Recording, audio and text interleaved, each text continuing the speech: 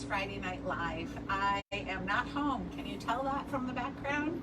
But I didn't want a Friday to go by without me talking a little bit about, a hot beverage. I'm not doing any cooking. Jim and I decided to run away for a couple days, but I wanted to tell you about something else. Lemonade and vodka, the best summer drink when it's 90 degrees outside. But let me show you something. Tito's right from the freezer, so it's frosty.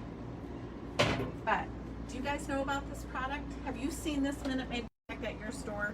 It's just 15 calories and it's wonderful. So if you're one of my local friends, the only place we have found this is at Walmart, but it's great and it's $1.50 a carton.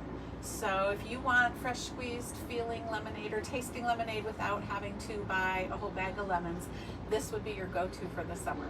So enjoy it over ice, enjoy it in a smoothie, enjoy it as a slushie, but it'll make a great cool-off beverage. So I hope you have a great holiday weekend. And you know what? I will post a couple pictures of some holiday recipes that you can quickly throw together if you're going somewhere tomorrow or Sunday with some friends. Some people are gathering together, so if you want to do that, I'll give you a couple ideas.